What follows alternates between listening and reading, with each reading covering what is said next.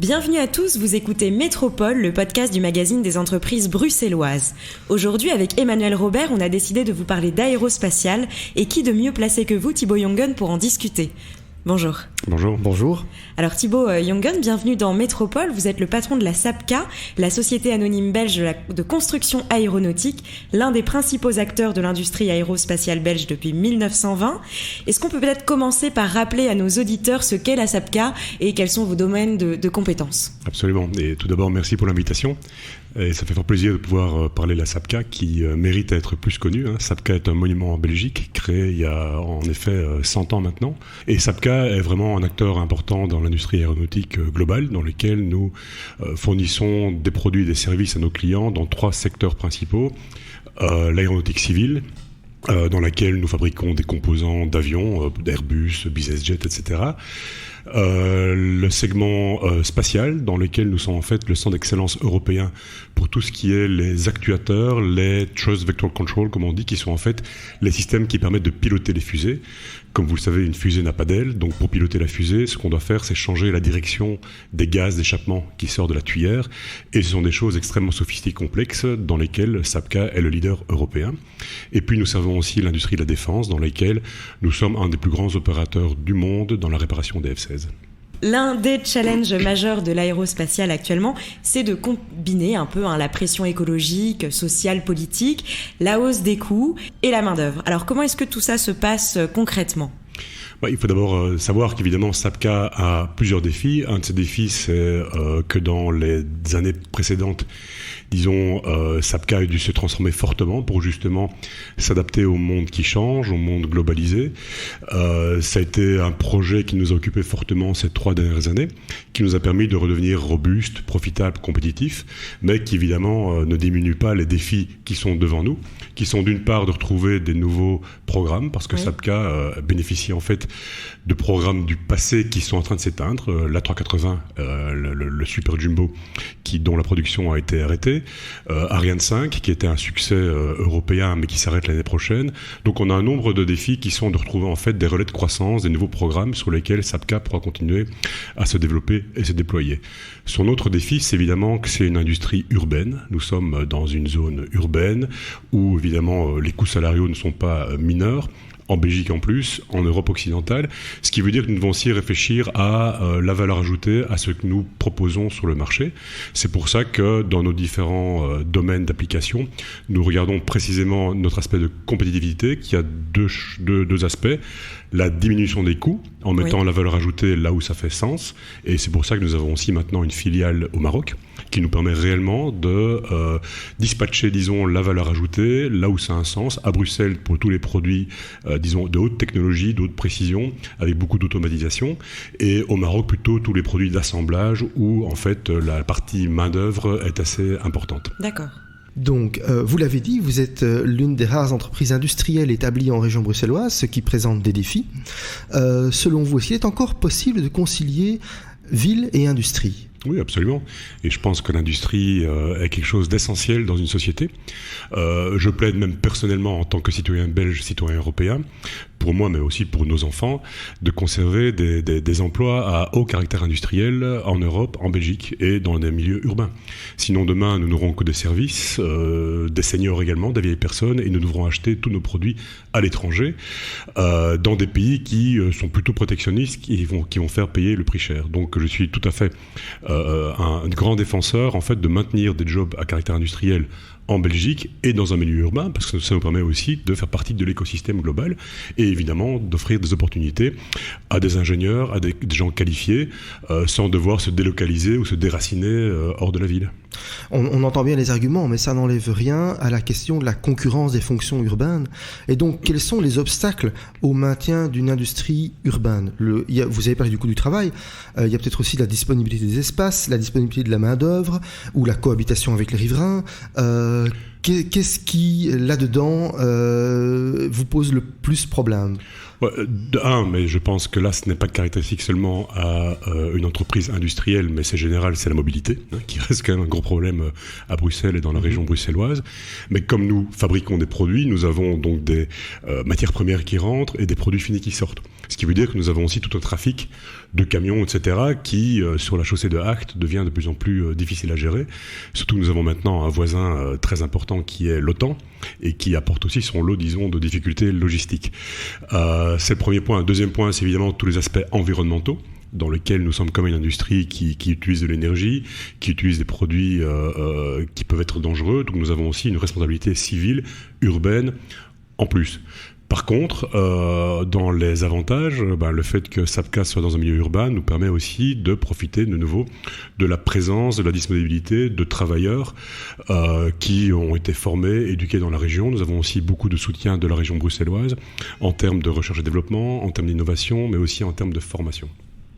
Et au-delà de la question urbaine, comment est-ce qu'on maintient une industrie d'assemblage en Europe ? De nouveau, il faut pouvoir mettre la valeur ajoutée là où elle doit être, c'est-à-dire que nous devons maintenant nous différencier, soit par le caractère innovant, soit par le caractère qualité, soit par le caractère réduction de coûts qui passera par une plus grande automatisation, une plus grande robotisation. Mais vous ne voyez pas l'exode de l'industrie comme une fatalité ? Non, c'est une opportunité et c'est un besoin nécessaire. Une fois de plus, la réponse que je fais par exemple à notre entité, au fait que nous avons développé une entité au Maroc, c'est au contraire entamer un cercle vertueux qui nous permettra de rester compétitifs et de ramener du travail à haute valeur ajoutée à Bruxelles et dans nos autres filiales belges d'ailleurs. Alors, pour parler un petit peu d'environnement, quelles sont les initiatives concrètes pour réduire l'impact carbone des avions ? Alors, je vais d'abord dire que SAPCA, en tant qu'entreprise citoyenne, a déjà aussi commencé à investir, non pas dans ses produits, mais plutôt dans sa façon de travailler. Nous avons un des plus grands parcs de panneaux solaires que nous avons inauguré l'année passée à Bruxelles. D'accord. Nous avons de quoi, en fait, générer l'équivalent de l'électricité de 300 ménages par an. Tout ça en faisant bénéficier à notre partenaire Luminus de notre, superficie de toit. Nous avons quand même 100 000 m² d'usine. Nous sommes la deuxième plus grande usine de la région bruxelloise, après Audi, à Forêt.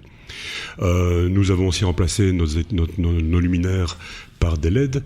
Nous sommes en train de réduire notre consommation de chauffage, etc., etc. Donc tout ça, c'est des choses que nous mettons en place en tant qu'entreprise citoyenne. Oui.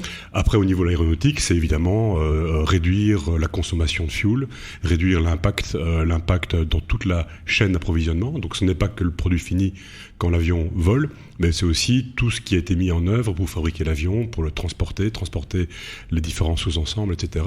Et là, toute l'industrie, ensemble, nous sommes, en fait, je pense, une des industries les plus conscientes des défis et celle qui a le plus progressé. Quand on regarde ces 10-20 dernières années, les progrès en termes d'impact, de nuisances, de pollution ou pollution sonore, pollution en termes de NOx, comme on dit, qui sont en fait tous les produits de la combustion du fuel, mais aussi en termes de consommation de fuel au kilomètre, nous sommes une des industries qui a fait le plus de progrès. Et justement, par rapport à ces challenges, 2020, par exemple, 1 ou 2 défis par rapport à ça ? C'est continuer évidemment à innover pour trouver des moyens de production et aussi des avions qui fonctionnent de manière plus économique. Mais je tiens quand même à préciser que on est beaucoup dans le plane bashing, le plane shame, etc. Je dois dire, je défends pas ma chapelle parce que c'est l'aéronautique, mais je pense que vraiment on se trompe de débat. C'est-à-dire la pollution, entre guillemets, disons l'impact carbone de l'aviation représente 2-3%, ce qui n'est pas négligeable. Mais si on regarde le vrai impact, c'est quoi ? C'est la production d'électricité par matière fossile, par le charbon, pour l'air conditionné, pour en fait charger les batteries des voitures électriques, pour tout ce qui est aussi la chaîne du froid, etc. Donc en fait, il y a une consommation beaucoup plus forte dont les gens ne sont pas conscients au quotidien, par tous les ménages, par toutes les personnes, dans leur fonctionnement journalier. Un autre aspect aussi, on parle beaucoup de nouveau des avions, mais pourquoi est-ce qu'on ne mettrait pas plus de nucléaire, par exemple ? Parce que le nucléaire, en fait, il est propre. Voilà. Donc ce sont des débats plus larges, et une fois de plus, c'est un tout petit peu, irritant de voir que souvent on se trompe de débat. Oui. Donc l'écotaxe sur les billets d'avion, ça vous paraît comme un faux débat ? Absolument. Tout à fait. Il y a d'autres choses beaucoup plus importantes, beaucoup plus urgentes sur lesquelles il faudrait qu'on travaille. Pour revenir sur les options stratégiques de la SAPCA, vous avez développé un programme de drones. Est-ce que vous pouvez nous en dire un mot ? Oui, absolument. Alors, c'est pas un programme de drone, c'est en fait une business unit qu'on a créée comme étant en fait l'extension assez naturelle de toutes les compétences que SAPCA a accumulées depuis 100 ans. Il faut pas oublier que SAPCA a commencé donc il y a 100 ans en fabriquant des avions complets. en fabriquant des avions complets au service en fait de la Sabena, qui était aussi une des plus anciennes compagnies aériennes. Et donc, en essayant de trouver des relais de croissance, d'autres possibilités de développement de SAPCA dans ces technologies, en fait, nous nous attaquons à un nouveau segment de marché qui est le segment de clients industriels, c'est-à-dire des clients qui sont des producteurs d'énergie, qui sont des transporteurs d'énergie, qui sont par exemple des fabricants de parcs d'éoliennes offshore, donc en mer, dans lesquels tous ces industriels sentent bien que le drone peut aussi les aider, ne fût-ce qu'à réduire leurs coûts, mais c'est pas dans leur pédigré, parce que eux, leur pédigré, c'est produire, transporter l'énergie, construire des éoliennes, c'est pas faire voler des choses.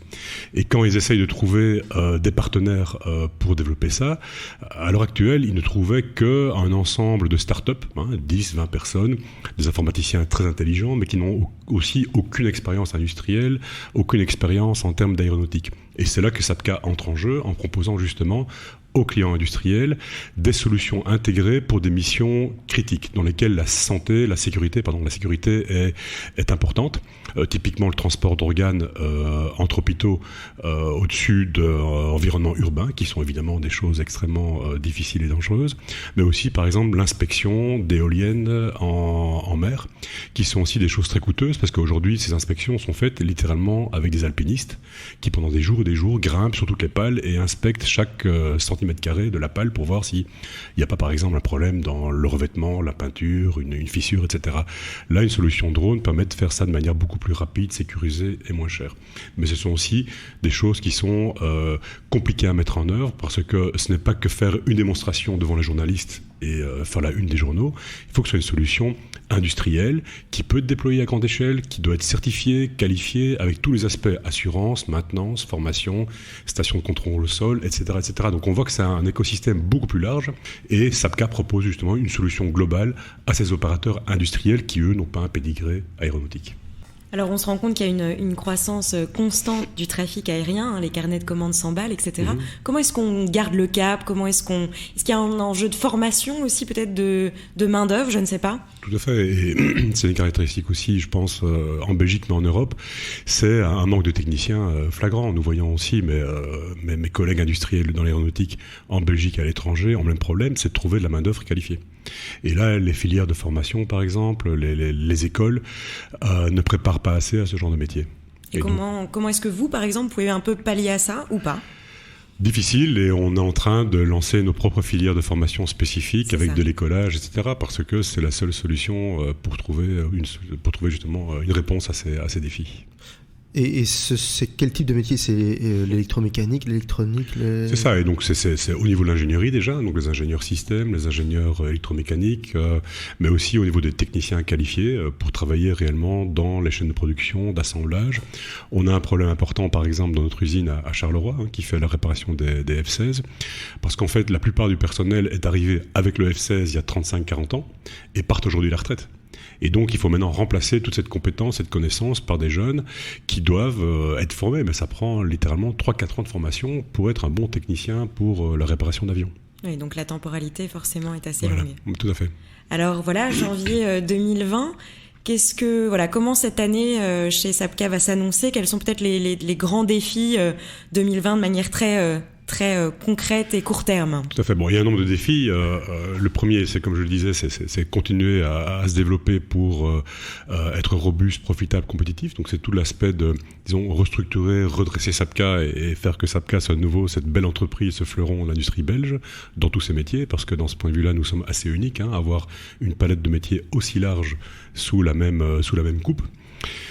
Deuxième défi, c'est de trouver des projets du futur, de nouveau pour remplacer la gamme de programmes qui s'éteignent tout doucement et qui ont fait leur service du passé, mais maintenant il faut regarder le futur. Autre point important, c'est la célébration du centenaire de SAPCA, et là, évidemment, l'année 2020 sera émaillée d'événements. Un nouveau livre qui va sortir, une bande dessinée d'ailleurs aussi, sur l'histoire de SAPCA de 100 ans, parce que SAPCA, une fois de plus, a eu un impact non seulement sur l'industrie aéronautique et spatiale, mais aussi sur la société belge, au sens large. Nous allons aussi avoir une célébration pour le personnel, puis une soirée de gala, qui se fera aussi le 16 décembre 2020, parce que là, c'est littéralement la date d'anniversaire des 100 ans de SAPCA.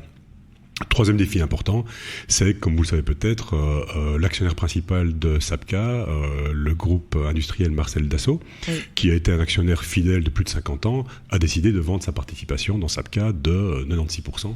Donc c'est assez significatif. Depuis le mois d'avril, c'est ça? Depuis le mois d'avril, ça a été annoncé. On a pris la décision d'être transparent par rapport à ça, parce que c'est quelque chose que nous voyons comme aussi, c'est pas une surprise, mais c'est même une opportunité pour retrouver justement un actionnaire qui veut remettre de l'énergie, remettre des ressources dans le futur de Sapka et aider Sapka à accélérer, à intensifier son redéploiement.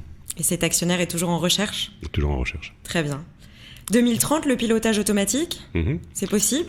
Alors 2030, c'est un peu un horizon court, parce que c'est un peu la même saga que les voitures automatiques. Oui. C'est surtout une question d'acceptation sociétale. La technologie est là, elle est disponible. C'est une question maintenant d'être certain que tous les aspects sociétaux, mais aussi les aspects juridiques, les aspects assurance, responsabilisation, etc., sont couverts. Mais bien sûr, ce qu'on appelle le single pilot cockpit, donc c'est le cockpit avec un seul pilote, qui est le prochain horizon avant d'arriver à un cockpit sans pilote, sont dans beaucoup de cartons de constructeurs, parce qu'il y a beaucoup d'applications possibles pour ça. Nous avons un pied dedans, puisque dans nos solutions drone, une des caractéristiques que nous développons, ce sont des solutions totalement autonomes. Donc ça veut dire pas seulement sans pilote, mais aussi de manière autonome, c'est-à-dire qu'il n'y a plus aucune intervention humaine. Et là, c'est aussi, donc, disons, un défi un peu similaire au défi du cockpit sans pilote.